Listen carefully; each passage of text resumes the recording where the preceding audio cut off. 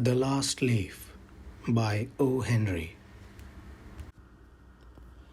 In a small part of the city west of Washington Square, the streets have gone wild. They turn in different directions. They are broken into small pieces called places. One street goes across itself one or two times. A painter once discovered something possible and valuable about the street. Suppose a painter had some painting materials for which he had not paid. Suppose he had no money. Suppose a man came to get the money. The man might walk down that street and suddenly meet himself coming back without having received a cent. This part of the city is called Greenwich Village. And to old Greenwich Village, the painters soon came. Here, they found rooms they like, with good light and at a low cost. Sue and Johnsy lived at the top of a building with 3 floors. One of these young women came from Maine, the other from California.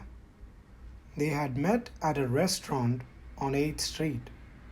There, they discovered that they liked the same kind of art, the same kind of food, and the same kind of clothes. So, they decided to live and work together. That was in the spring. Toward winter, a cold stranger entered Greenwich Village. No one could see him. He walked around touching one person here and another there with his icy fingers. He was a bad sickness. Doctors called him pneumonia. On the east side of the city, he hurried, touching many people. But in the narrow streets of Greenwich Village, he did not move so quickly. Mr. Pneumonia was not a nice old gentleman. A nice old gentleman would not hurt a weak little woman from California. But Mr. Pneumonia touched Johnsy with his cold fingers. She lay on her bed almost without moving, and she looked through the window at the wall of the house next to hers. One morning, the busy doctor spoke to Sue alone in the hall, where Johnsy could not hear. "She has a very small chance," he said. "She has a chance if she wants to live. If people don't want to live, I can't do much for them. Your little lady has decided that she is not going to get well. Is there something that is troubling her?" "She always wanted to go to Italy and paint a picture of the Bay of Naples," said Sue. "Paint? Not paint. Is there anything worth being troubled about? A man?" "A man?" said Sue. "Is a man worth?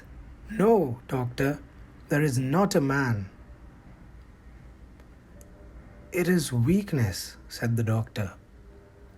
"I will do all I know how to do, but when a sick person begins to feel that he is going to die, half my work is useless. Talk to her about new winter clothes. If she were interested in the future, her chances would be better." After the doctor had gone, Sue went into the workroom to cry. Then she walked into Johnsy's room. She carried some of her painting materials and she was singing. Johnsy lay there, very thin and very quiet. Her face was turned toward the window. Sue stopped singing, thinking that Johnsy was asleep. Sue began to work. As she worked, she heard a low sound, again and again. She went quickly to the bedside. Johnsy's eyes were wide open. She was looking out the window and counting back. 12, she said, and a little later, 11, and then 10, and 9, and then 8, and 7, almost together. Sue looked out the window. What was there to count? There was only the side wall of the next house, a short distance away. The wall had no window. An old tree grew against the wall. The cold breath of winter had already touched it. Almost all its leaves had fallen from its dark branches. "What is it, dear?" asked Sue. "6," said Johnsy in a voice still lower. "They are falling faster now. 3 days ago, there were almost 100. It hurt my head to count them. But now, it's easy. There goes another one. There are only 5 now." "5 what, dear? Tell your Sue." "Leaves on the tree. When the last one falls, I must go too. I've known that for 3 days. Didn't the doctor tell you?" "Oh, I've never heard of such a thing," said Sue. "It doesn't have any sense in it.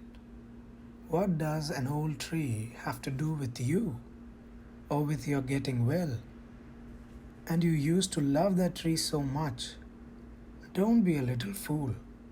The doctor told me your chances for getting well. He told me this morning. He said you had very good chances. Try to eat a little now, and then I'll go back to work.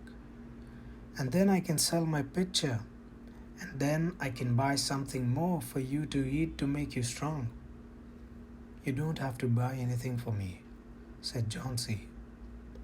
She still looked out the window. "There goes another.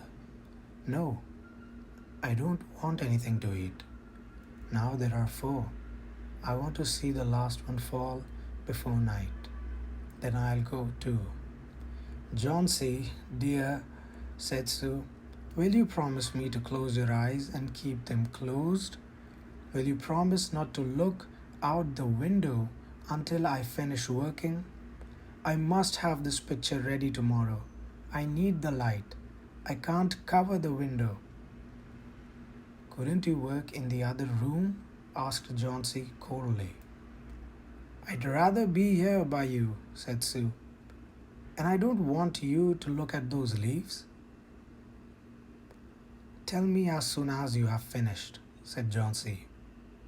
She closed her eyes and lay white and still. "Because I want to see the last leaf fall, I have done enough waiting. I have done enough thinking.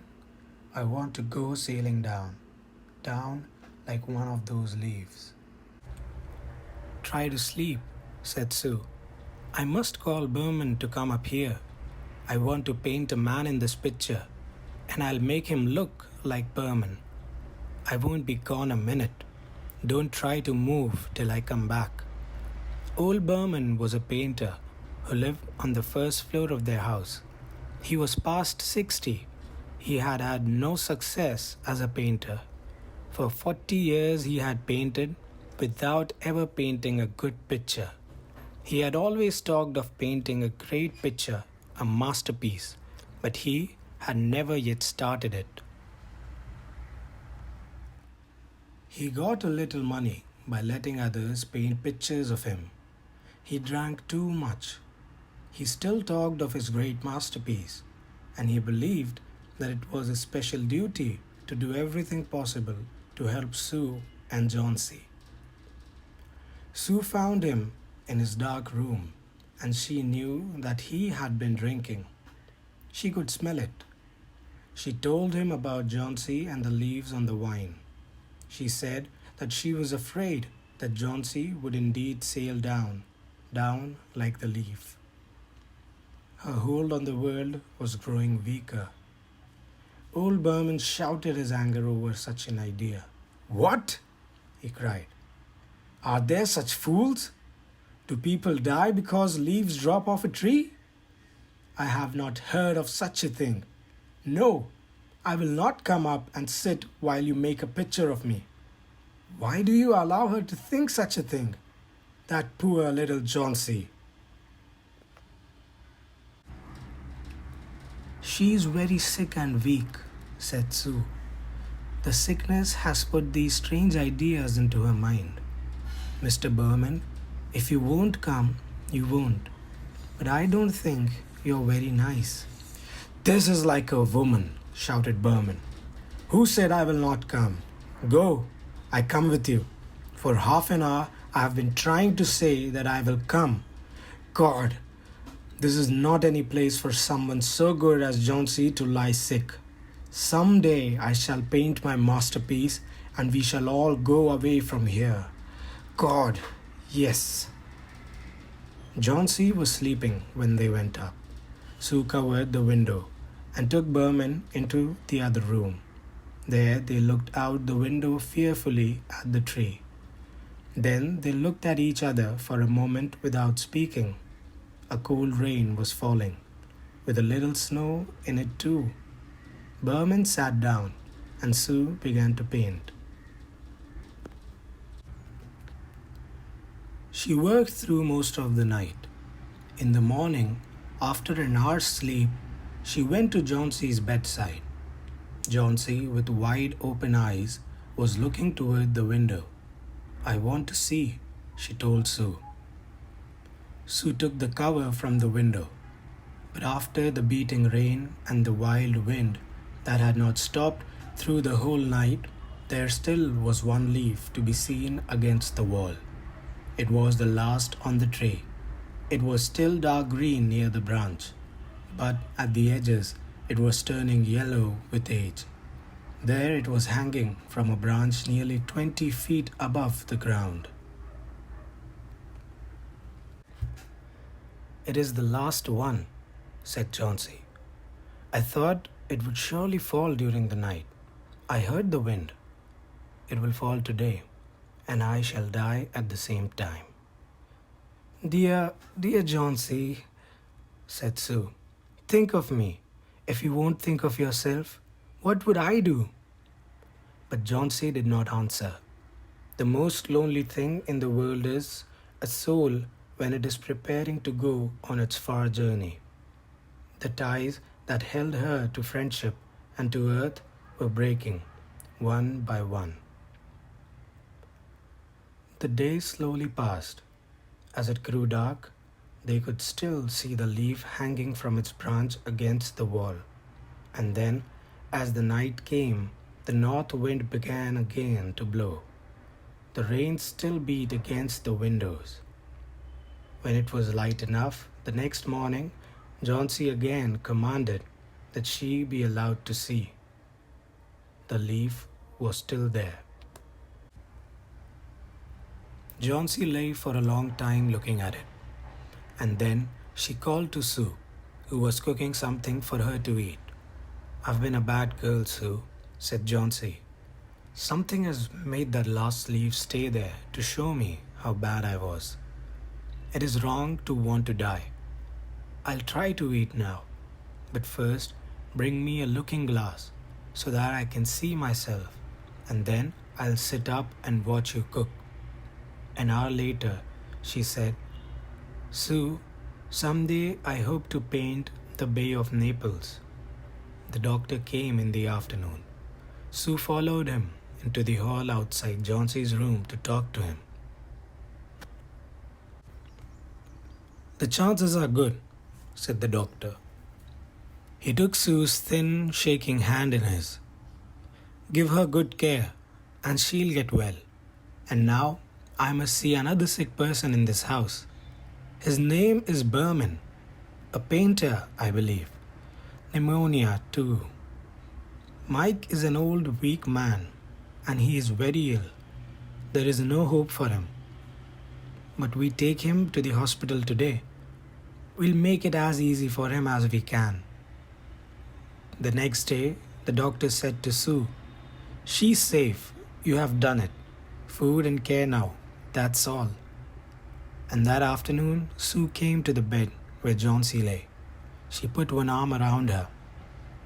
I have something to tell you, she said. Mr. Berman died of pneumonia today in the hospital. He was ill only 2 days. Someone found him on the morning of the first day in his room. He was helpless with pain. His shoes and his clothes were wet and as cold as ice. Everyone wondered where he had been. The night had been so cold and wild. And then they found some things. There was a light that he had taken outside, and there were his materials for painting. There was paint, green paint, and yellow paint. And look out the window, dear, at the last leaf on the wall. Didn't you wonder why it never moved when the wind was blowing? Oh, my dear, it is Berman's great masterpiece. He painted it there the night that the last leaf fell.